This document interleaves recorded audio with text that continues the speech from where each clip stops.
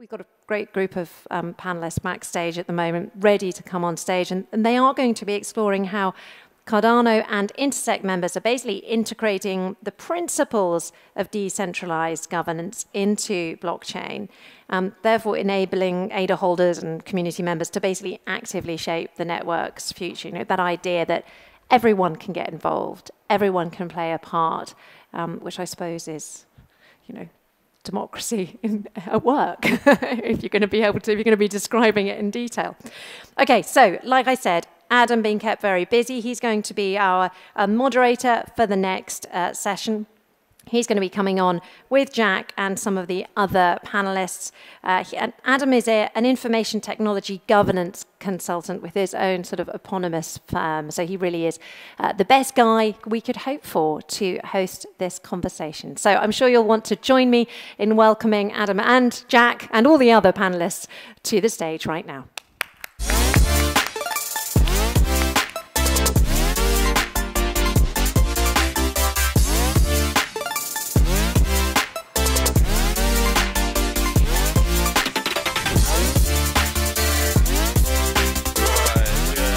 Okay, welcome. I'm back on again. Sorry if you have to listen to me again for another 45 minutes. So I'm joined today by some real heavy hitters in Cardano, and many of you guys will recognize the faces, so they don't need a lot of introduction, but I'll do a little one for them, of course. Today we're going to be talking about Democracy 4.0 and what that means for us in Cardano, what it means for us really in a decentralized world that we want to move towards, and how that helps transparency, participation, inclusion, and really in looking at the technology for how we can transform our democratic ways of working across the globe, because we know it's in dire need of some innovation. So I'm joined today by Lloyd Duhon. He's a DREP and subject matter expert on the budget committee and the process there. Some of you may have joined him in the masterclass yesterday. Thank you, Lloyd, for being here. And we then got joined by Eystein, who's a member of Intersect's Constitutional Council, also a long-term contributor to Cardano's constitution itself. So a big heavy hitter there. Thank you, Eystein. Seira is a member of the Japan Constitutional Council and is a big proponent of DAOs and how they can influence the future of decision-making, and also runs and the founder of Socious, who's a talent partner for impact organizations. So thank you, Seira, for joining us. And then lastly, Adam Dean, needs no massive introduction there at all. Adam is a big proponent of our open source approach and everything that's happening with the developer ecosystem, and he's also a member of the Atlantic Council for the Constitutional Committee. So we've got a lot of these governance heavy hitters, but also not just that, before governance, that you were all involved for a long time.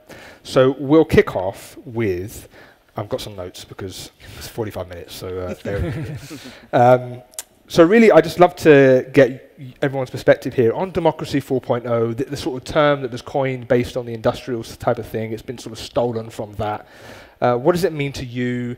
And ultimately, how does it help us move forward and just evolve how we do things, how we make decisions as a society? So I'll start with you, Lloyd, if that's okay. Sure. Yeah, well, what do you think?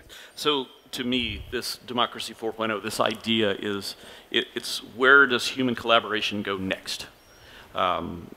We've found that we can collaborate under a central authority and do some pretty amazing things. We can go to the moon, we can build airplanes, we can do some pretty incredible things under a centralized authority. Mm-hmm. What can we do now without that centralized head, but with a decentralized authority instead? An agreement on where we're going and how we're going to get there, and then all moving together with putting that human energy toward that common goal. Yeah, and that's that centralized aspect is really important, because often you can get faster, quicker solutions when you have a centralized option, but it doesn't necessarily mean that it's in the best interests of its end users and the people that engage with it. What do you think, Eystein? What does it mean for you? For me, the core is establishing trust again. So in this world now, we have AI, deepfake, a breakdown of trust in the system.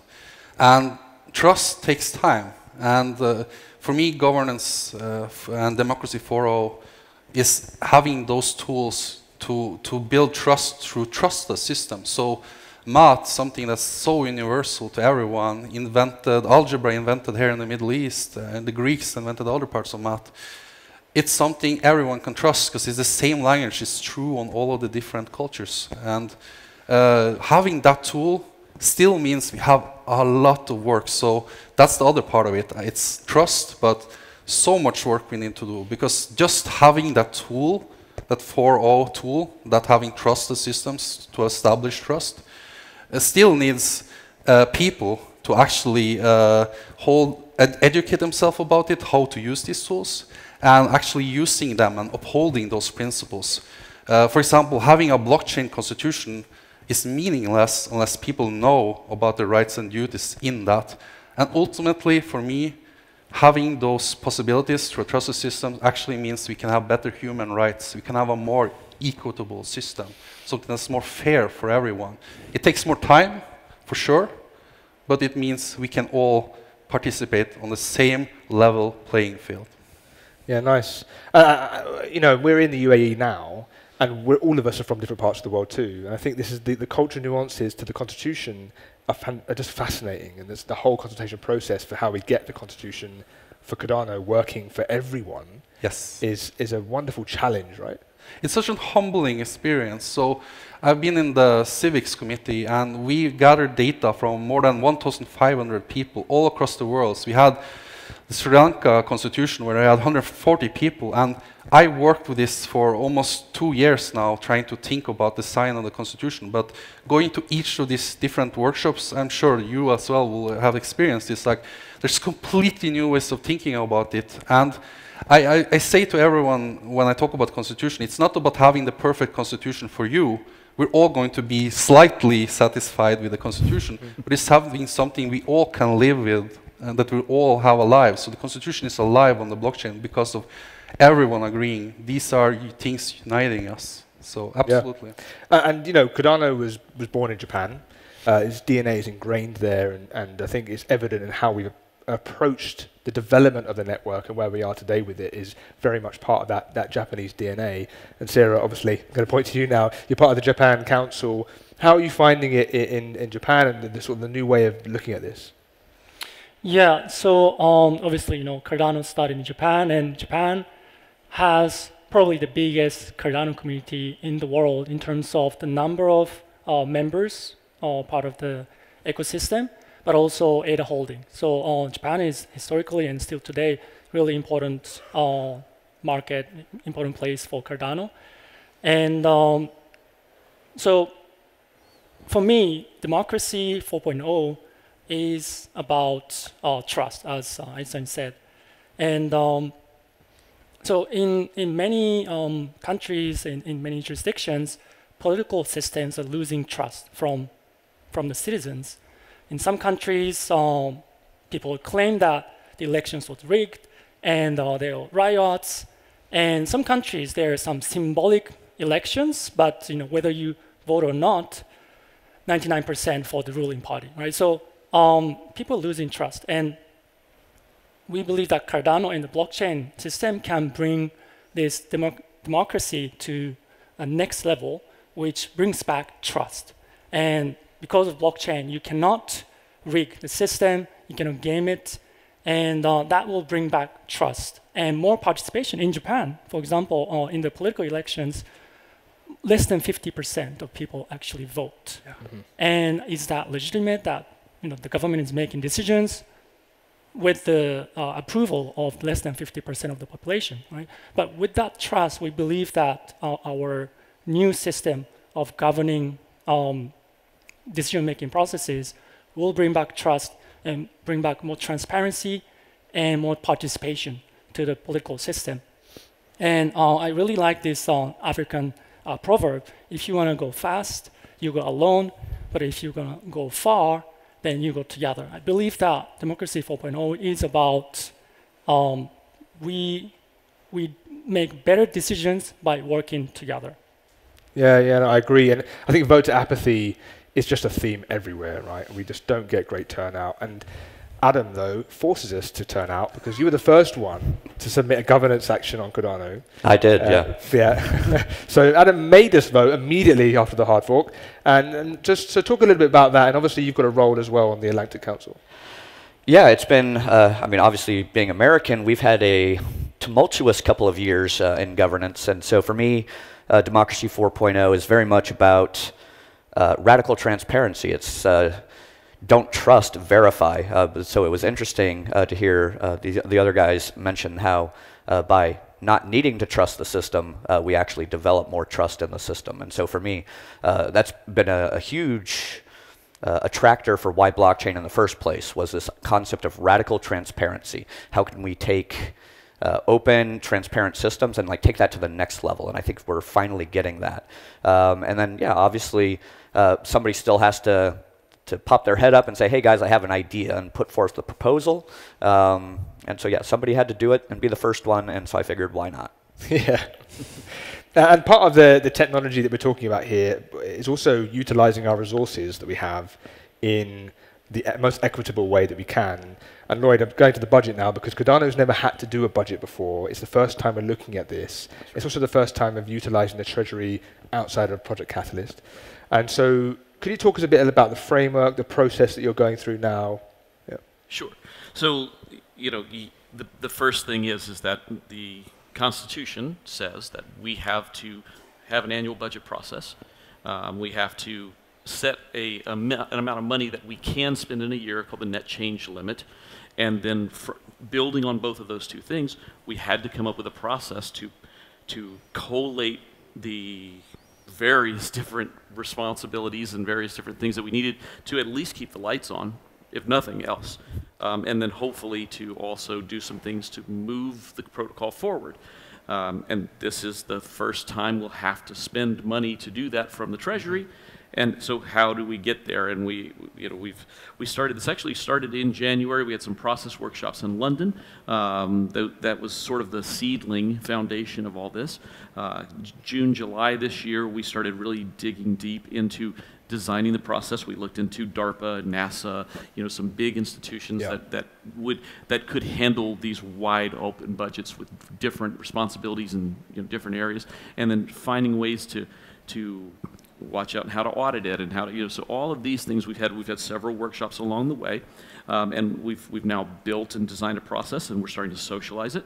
That's really what we kicked off here at the summit, was the socialization of where we think we're going to go for 2025 and then beyond. Yeah, and I think that leads into, you talked about auditability, and it's obviously a big thing that we care a lot about, because one of the things I personally have a problem with the systems that I engage with in a sort of national political sense is the lack of transparency and accountability for where the resources are being spent, who's making those decisions, and in fact not being able to really decide on our leaders until it's like a 5-year term thing, which is super annoying.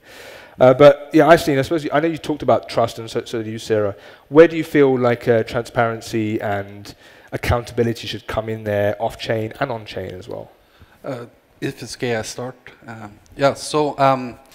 I think actually the budget process is a really good illustration of this interplay between on-chain and off-chain processes. And I'm going to borrow an analogy that I got from Ken Ladd. He's a D-Rep, and he's also a legal scholar. He's a lawyer.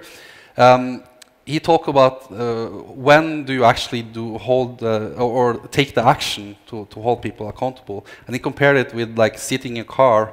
You don't do it only on-chain when you are flying out the window of the car because you didn't put your seatbelt on. You make sure you hold yourself accountable in the process when you put the seatbelt on. So it, for me, neatly illustrates something that's actually been a really hot potato in the councils that's interpreting the constitution. It's this fact if it should have a judge on constitutionality during an info action that could relate to a budget. And that's an example of a process. And it's really key to hold people accountable at the start of the process, on-chain with your vote on something that's off-chain, namely the process of putting together a budget. So you are actually holding people accountable, even for all of the things they're doing, discussing in meeting rooms and in Intersect, coming together. Because you, as a membership-based organization, as I'm part of, we put that forward on the chain, and then it's verified through all of these power structures. So we have the Constitution Council looking at the constitutionality. We have the staking pool operators when there's a hard fork or protocol parameter change related to security, and we have the delegated representatives, that's really the representing the people, and ultimately all of them are held in check by being delegated to by ADA holders or having confidence from the ADA holders, basically verifying on-chain their trust in this proposal. And we even have in the Constitution this need for accountability. So if you withdraw a treasury process with more than 1 million, you actually are required by the Constitution to have auditable processes. So it's really ingrained. And again, for me, all of this leads to one thing. It makes it a level playing field for anyone doing business on Cardano, because you know what you expect. You all have to play by the same rules. You all have to be transparent. You're all going to be held accountable for what you do. Yeah, and part of the decision making, sort of bringing that back down to how we can make decisions in a decentralized way. Obviously, DAOs have been a thing for ages. Wyoming has a DAO legislation. Japan has just introduced their own DAO legislation. Can you talk us a bit through that, Seira? How are we seeing DAOs play a role in Japan at the moment? Yeah, so this is a recent development in Japan that we instituted a new regime for anyone to create a DAO, and that's legalized. You can have an entity, DAO LLC. So in this context, there are some DAOs that are forming in Japan, and that is creating huge impact, especially in the context of regional revitalization. So Japan is known for aging society, and DAOs are a great mechanism to incentivize people and encourage participation of different people, both people living in the countryside, but also people living in cities. And so they've been used to collectively own vacant houses in the countryside. So they're abandoned houses, and but they collectively own these houses, renovate it, and in the future, if that property gains in value, then they can share the benefits, etc. So it's been a great mechanism for collaborative efforts in Japan. Yeah. Yeah, and I think that also requires a lot of openness, right, and transparency to land rights and that kind of thing to be part of that. And I'm making maybe a little bit of a jump here now, Adam, but with the development of Cardano and the open source way we want to approach things, it's very sort of similar in that this is a global and social, financial and social infrastructure. It has to be open source. How have you find the open source of Cardano developing now, and how is it sort of evolving? Yeah, it's been interesting to watch it because this year we've picked up all of the open source of Cardano that was previously published by Input Output and moved that under the Intersect umbrella. And so now we're trying to figure out, okay, how do we, in this globally decentralized community, create the contribution pathways and ladder to become a maintainer or to contribute to Cardano and be a part of this process that historically has been kind of done under contract, and now we're trying to open it up. And so it's not necessarily the easiest process in the world, but I think we're making good strides. We were just recently at the Open Source Summit in Vienna, getting to kind of hear and absorb by osmosis some of the biggest and best people in the open source industry. And yeah, definitely through a combination of programs that Intersect is working on and just kind of general open source best practices, I think will move both the code and obviously the governance and the governance of that code as well. I mean, this is another layer of governance that we haven't even really addressed yet is how projects within the ecosystem manage themselves. But hopefully we can set a good example and lead from the front. Yeah, and actually, it was interesting you talked about Vienna because you did a really good core presentation, or you did it actually in Oslo, I think. Yeah, in Norway just a week ago with Eystein. Yeah, which is awesome, and I followed that presentation because you did a really cool slide on where we were last year with Cardano's development and how distributed it was and where we are now. Could you talk a little bit about that? Because it's really interesting. Yeah, absolutely. Luckily, through the open source office, and I believe they're now one of our enterprise members of Intersect, there's a company called Bitergia that does this great analytics analysis of your GitHub, and got us a great big list of every repo that's attached to core Cardano, not a lot of community projects. And we saw that, I think in 2023, IOG and about 5 other contractors were responsible for about 60 to 70% of everything Cardano. Last year, we got that down to, I want to say, right around 50 or maybe even a little below 50. So we're definitely moving in the right direction, and we're seeing newer, smaller community houses kind of rise through the ranks of contribution. And I know we've seen a lot of them out here in Dubai this week, so that's been amazing. And I think we just kind of keep going. We're definitely not there yet, so still a long road ahead of us. But I'm bullish on open source on Cardano. Good, yeah, me too. And I suppose, Lloyd, the data structures and the data we can get from open source very much links to how we can shape in a budget that's effective for everybody, right?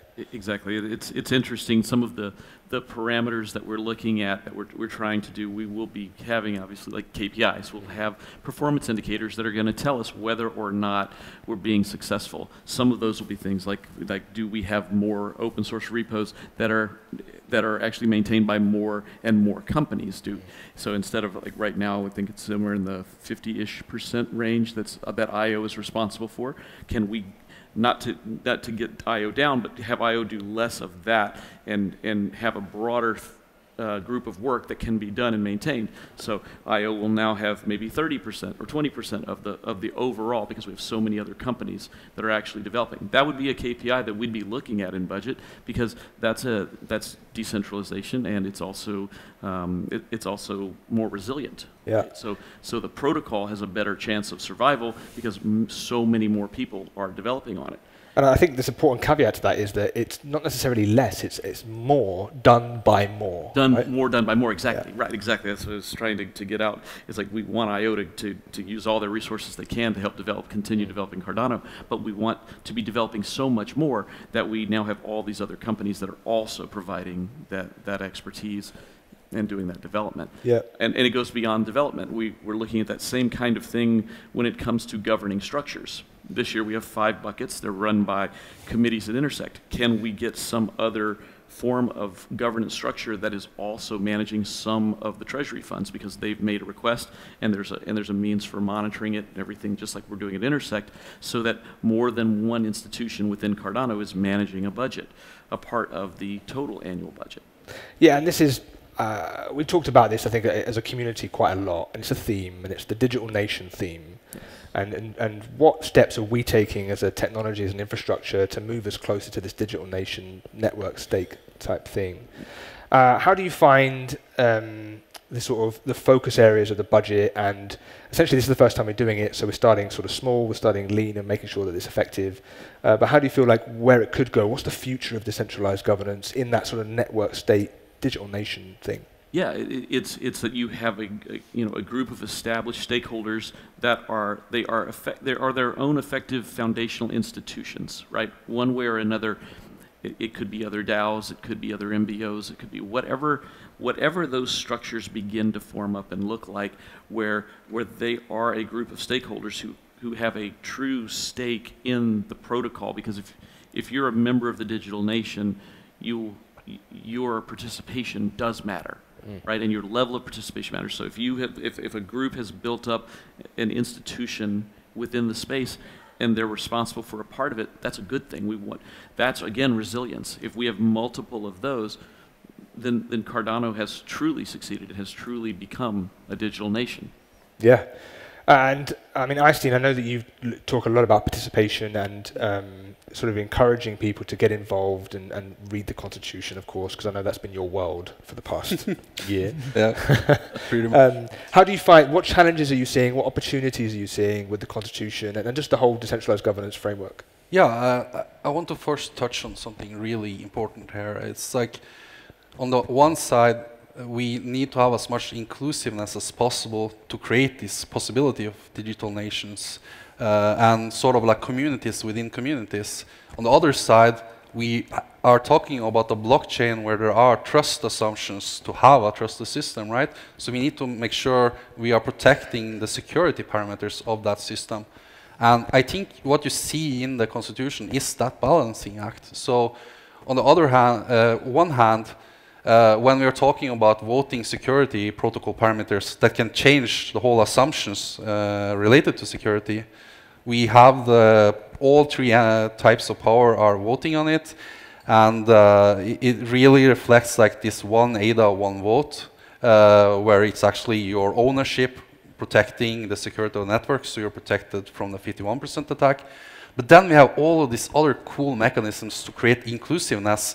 For example, you can join a membership-based organization and tiny amounts of ADA, and you can work through grants, and you have one member, one vote. And you have treasury programs where you can also start vote without any ADA, and that's how you get new communities. That's how you get communities within communities. And the Constitution is trying to be this tool to create this stability where we have this trusted system, while at the same time trying to open up and making it fair and equitable and a level playing field for everyone. So for me, that is the essence of this Constitution. It's this beautiful balancing act between trusted system, on-chain security. We see it very much reflected in like guardrails. So the Constitution works this way that we have some rules that the Constitution Council interprets, and then we have some rules that are programmable, scriptable, that has limits. The thing to remember is these limits came from someone. Someone said that the Constitution Council should only be up to 40 people, for example. So there is still this human element to it, but it's verifiable and we're held accountable to it because it's on-chain, and we have a process to change it. And I think that's the last part I will end about with the Constitution, is it's come from such a long process. It started years ago when we had a SIP 1694, that was the Cardano improvement proposal to prepare for this governance system. It had hundreds of workshops, hundreds of thousands of people working on this. And then we had the Constitution itself. It's currently interim Constitution, but it's going to be a released draft that will be voted through with delegates. And that's also done by thousands of people. And the main advantage Cardano has here is like we put in that social effort, like you talked about, like open source development. You can only have these type of systems where you hand over from entities developing to the community if the community is ready for it, that they have the capacity to do it. And that's also so important then to have DAOs and all these other communities within communities, so you're able to keep this constitution alive. Yeah, I think when we talk about constitutions as well, constitutions mean many things to many different people. Mm-hmm. You know, in the UK, we don't have a constitution. In the US, it's 12 pages. In Spain, it's like that. And so how do we, yeah, I mean, it's part of that whole wonderful journey. But what do we, Seira, I'm going to look to you here because I know that there's a few countries that are really adopting decentralized governance. We're seeing some of that really interesting stuff happening in Argentina, as we know. It's a key region for Cardano, I think, and I know there's some guys in the audience that will be like that. But we've also, Japan's doing the same, right? Japan's really looking at adopting blockchain technology in national services across different regions. And so do you think there is a strong future, or what would you imagine the time arc being for decentralized governance, blockchain, getting into national governments, into regional services? Yeah, that's a very good question. So similar to Argentina, Japanese government is really trying to push forward with Web3 innovation. And the context of this is that Japan was the leading country when it comes to hardware manufacturing, and with Sony, Toyota, and all these great companies, they were taking over the world in the 70s and 80s and towards the end of 90s as well. And then Japan was so behind in software engineering. So they won in hardware, they completely lost in software. And Japan has declined from the second biggest economy in the world to now the fourth. So what they're trying to do is reinvent Japan as the leader of technology again. Similar, I guess it's like make Japan great again, right? So that is because they lost in software, but Web3 technology, Japan at some point was the leader in Bitcoin and Web3. At the time, there's no Web3, but blockchain and crypto technologies, and all these famous people in the crypto industry, would come to Japan every year, every 6 months, etc. But and then they lost relevancy in the past few years, and since last year, basically, Japan is trying to really reinvent itself, and by adopting this new legislation, basically. So we have a stable coin legislation, this is a new one, and there is DAO legislation, and there are talks about changing the tax law. So in Japan, there is, so that's kind of like the last challenge that we have, that crypto is not considered an asset in Japan. So the highest tax you can get is like 55%, whereas stocks and other assets are capped at 20%. Still high, but so this is probably going to change in the next few years, that cryptocurrency will be also considered assets, and then capital gain tax is capped at 20%. So these are the new developments, and Japanese government is actually trying to learn how to build their own layer 1 solution, and this is really going to the direction, and this is coming from their survival instincts, because they want to stay relevant in the global economy, and Web3 is their way out from this misery for the past 20 years. Yeah, for me, I feel like when Japan and Argentina start to really adopt these technologies, a snowball effect happens, right? And Adam, I have a similar question to you. What do you feel like the challenges are with integrating blockchain technology in that decentralized governance way in the national governments, particularly the US? Yeah, I mean, the biggest problem is probably not having enough lobbying dollars to go around at the moment. But we also need to make governments want it. They have to have a reason for it, right? We know what happened with the financial system in Argentina. Seira just told us about kind of the drive to be the leader again in Japan. Why does America want blockchain in governance? We have to solve that question first before we can actually present a solution. And so I know I want it as a citizen, because I want that radical transparency. I want to know who won or lost without a month or two of court battles. But do the people in power want it? And so how do we, the people, overcome the people in power to actually be the force for that change that we want to see? Yeah, that actually leads me to my next question. Where should people go? It doesn't necessarily have to be just Cardano, but where do people go to get involved? How do people just break that surface and get in and start to champion the change that we all want to see? Well, I think, again, Argentina, and shout out our entire LATAM family, have done an amazing job, the community members down there, because they have been the boots on the ground. They are so passionate that they go out there, they get the meetings with the local government officials, at the universities, at the state departments, at every level, and they make it happen. And then it's your own citizens speaking your own language, and not some person from the global north or America coming in and trying to dictate to you. It's somebody that's there local. And so the best thing you can do to get involved is to get involved. And go start talking to everybody you know and everybody you can get a meeting with, and demand it, and say, I want to see us adopt this tech. And again, we're here in Dubai. Shout out to the Dubai government, who has mandated it from the top. We're going to do this, and when they commit to it, they don't have a short-term myopic vision. They're willing to try and fail and keep pushing forward until they succeed, and that tenacity is really inspiring. Yeah, and ultimately, like, things are cheaper and faster with blockchain, right? So when you get past some of the risks, the benefits are way superior and far ahead.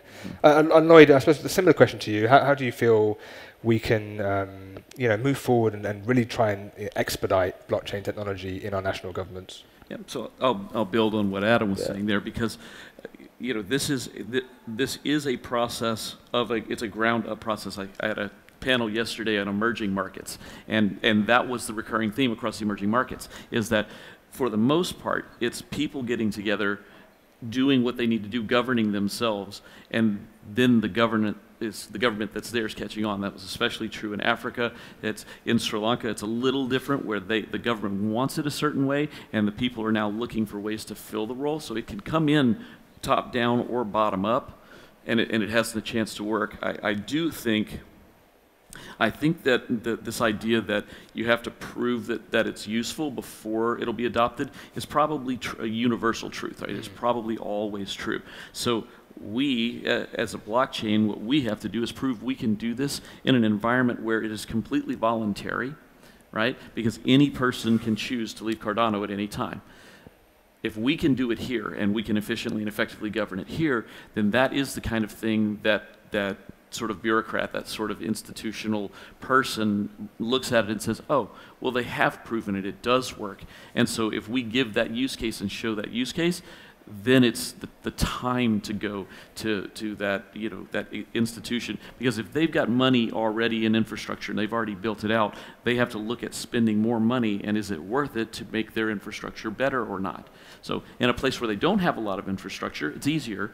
But in a place where you've got a lot of entrenched infrastructure, like the US, like Europe, it's going to be a much harder sale, simply because the cost to change from what they are doing to something new is extraordinary. So we have to have extraordinary value in order for them to have an extraordinary uptake. Yeah, that's a really good point. That legacy infrastructure that is just so deeply entrenched, and sometimes it can feel like you're looking at Everest ahead of you. But obviously you take the first steps and we get there, right? I think with we're here in the summit, obviously in Dubai. We're together, we're talking in person.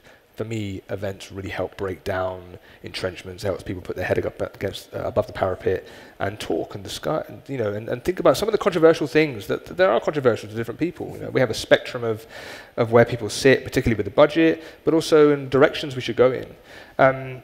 Eystein, I know that in fact, I think all of us are going to be in Buenos Aires in December, which is awesome. We're going to be joined by 150 others, delegates and traveling alternates. Yes. And this is another, I cannot wait to be there and seeing that in action. I'm not a voting member of that plenary bit. But anyway, what does it mean to you, Eystein, in terms of events, bringing people together, having this conversation in that international way? It means the world to me. So I'm going to be there overseeing as part of the Constitutional Council, but just this process that we're creating between Democracy 4.0 tools, trust tools that makes a trusted system, and seeing it being used by so diverse cultures and creating processes. I would compare it with Toyota when they did manufacturing. And quality is actually another word for accountability. You are held responsible to what you're producing, right? Just imagine how more powerful we can create software if we have these processes that are trustless and verifiable, and over time we build stone upon stone upon stone. It will grow exponentially. And that is what I'm seeing happening with the constitutional work as well. It's the swarm of thoughts of, I believe it's 60 different nations, and over 1,500 people, with one delegate and one representative alternative for that, coming there to vote in on this draft proposal of a constitution that's supposed to represent all of us and create that process that really, over time, will really build that momentum and create those powerful effects. So we will have that quality, true transparency and accountability. If you read the Constitution, it's all over the Constitution in so many of the paragraphs. You will see this. And for me, it's part of my life work, because I truly believe having these processes and this trusted system means that we actually can help humanity. Because at the end of the day, why are we doing all this? Like, why are we building all this system? Why are we trying to make quality? Is to enrich people's life. And if we can do that in a way that everyone can participate on the same level of playing field, and where you can join no matter what region you are from, and that process is something you can tap into and choose how much you will use wherever you are, that creates opportunity for so many people. So for me, it means the world. Yeah, and we've got a few minutes left. I just wanted to mention that there's some big things coming up for Cardano this year. We are going to be triggering the second hard fork to bring about the final features of Cardano's on-chain governance, hopefully in December, but that's up to the ICC and the SBOs, of course. And then Lloyd's work in the budget, and that's going to be sort of taking us through towards beginning of new year, and of course like the first quarter, right? Lots happening there, and then also ratifying the constitution itself, right? We're going to do that in Buenos Aires, but it needs to go on chain, right, in early January to have everyone else participate. So thinking about those big milestones that are just around the corner for Cardano, what should ADA holders be doing now to get involved? What would be sort of your simple call to action? It doesn't have to be join Intersect. What else could it be? I'll start with you, Adam, and we'll go backwards.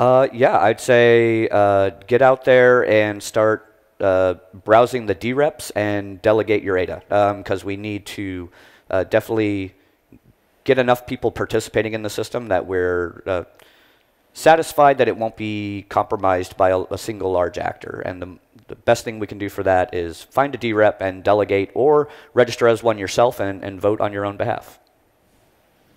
Yeah, Seira. Yeah, so that's great. And I think the step before that is the education part, especially where we come from Japan. We have massive language barrier.